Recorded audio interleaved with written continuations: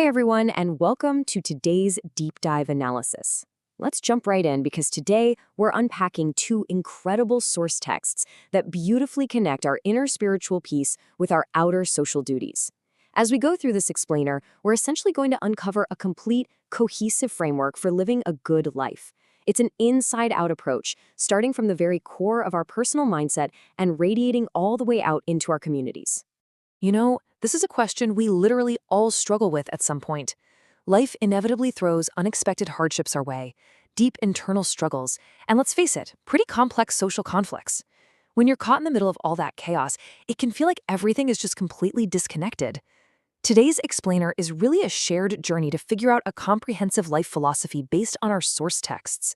We're looking for that unified formula, a practical way to bridge the gap between stabilizing our internal emotional state and perfecting our external actions out in the real world. How exactly do we find that perfect balance? Okay, let's dive into this inside-out roadmap we've got for today. 1. The philosophy of sabr, or patience. 2. The blessings of shukr, which is gratitude. 3. Rights of the people. 4. Parents and relatives first. And 5. Neighbors and fellow humans. Kicking things off with Section 1, the philosophy of sabr, our internal foundation. When we start building out this unified formula, we've got to acknowledge a profound universal truth. Life brings trials. We all go through these heavy tests where the paths forward just seem completely, hopelessly closed off to us.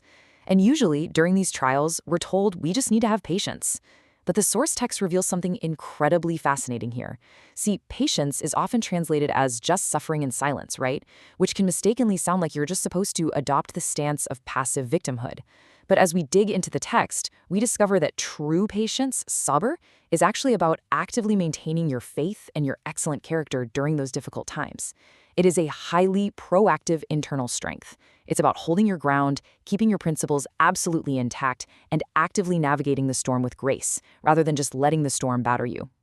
The source beautifully anchors this concept with a famous verse that translates to, "Indeed, the Creator is with those who patiently endure." When we really stop and reflect on this, we see that true patience acts as a literal spiritual weapon. It doesn't just help us survive the tough days, it actually draws us intimately closer to the divine when we're in the very middle of our hardest moments. The text suggests that by keeping our composure and faith when things go terribly wrong, we aren't just enduring pain, we are actively inviting divine support into our lives. It's a total game changer. It shifts how we view hardship, turning it from a simple punishment into a massive opportunity for profound spiritual growth.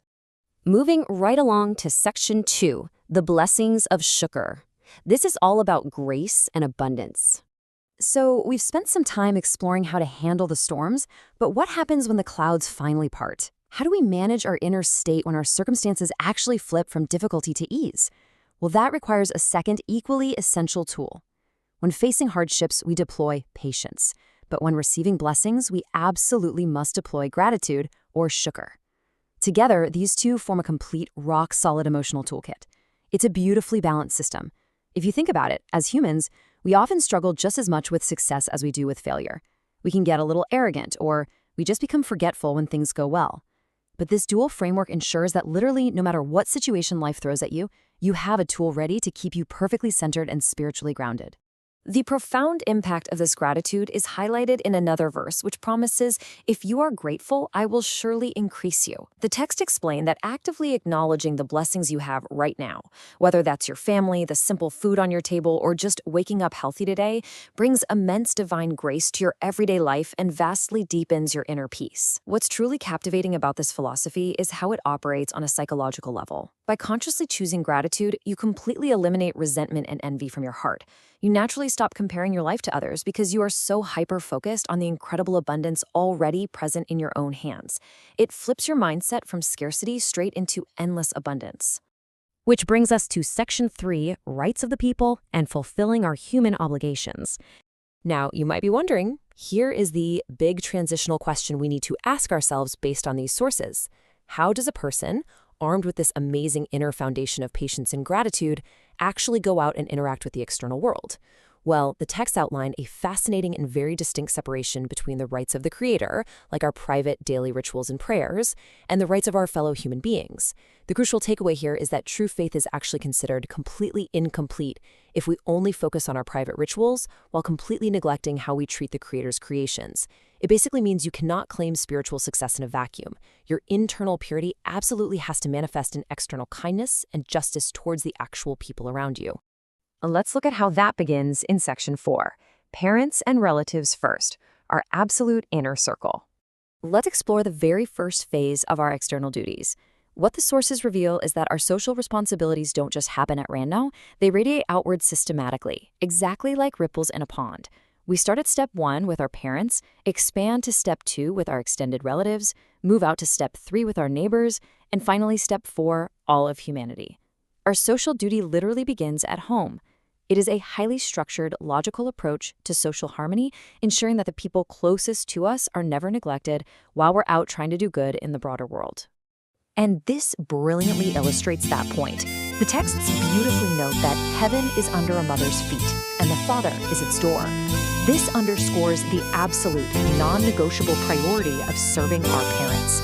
It's a fundamental obligation for every believer to speak to them with a soft, deeply respectful tone and to serve them, especially as they get to know years. It's a profoundly grounding concept, really, because no matter how much success, wealth, or status we achieve out there in the outside world, our foundation of respect and humility has to constantly be practiced and renewed to prepare the people who brought us into the world.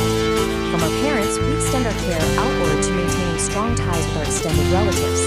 Keeping these family bonds strong isn't just considered some nice, polite societal norm. It is an obligatory extension of our foundational faith and a massive source of divine grace in our own lives. The text strongly advises against cutting off family members, even when the inevitable disputes arise. Instead, we're actively encouraged to be the bigger person, to be the ones who mend those broken bridges. This teaches us conflict resolution and deepens our patience, bringing our internal tools right back into practice within our own messy dynamics. Finally, we reach Section 5, neighbors and fellow humans, broadening the circle to the wider world. We now transition to the widest concentric circles of our social world, where we find a truly staggering concept. You are not a true believer if you eat your fill while your neighbor sleeps hungry. What is absolutely fascinating to discover in this source material is that this duty applies to all neighbors, completely regardless of their background, their race, or their beliefs. It proves the incredible universal empathy that's embedded directly into this philosophy. Your neighbor's physical and emotional well-being is your direct responsibility. It challenges us. It really pushes us to look beyond our own dining tables and actively care about the welfare of the very street or apartment building we live in. So, how do we practically manage this massive responsibility every day? Well, it comes down to a really simple framework of everyday human rights. I want you to mentally check these off for yourself. The sources teach that simply smiling at someone is considered a little It's such a small act, but it spreads warmth. Furthermore, something must avoid backbiting, which just destroys the trust between people. We must never usurp the rights, property, or dignity of others. And crucially, we must courageously speak up against oppression wherever we see it happening. It's a philosophy that demands we be active, engaged participants in justice and kindness every single day, in literally every interaction we have.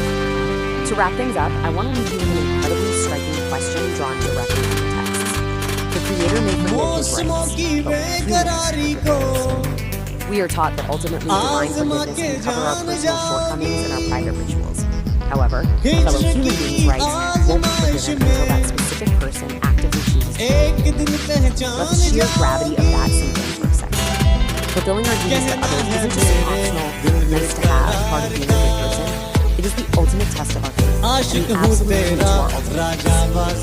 Thank you so much for joining me for this deep dive today. If this unified framework resonated with you, please share this explainer with someone who might really benefit from this powerful reminder today. Catch you next time.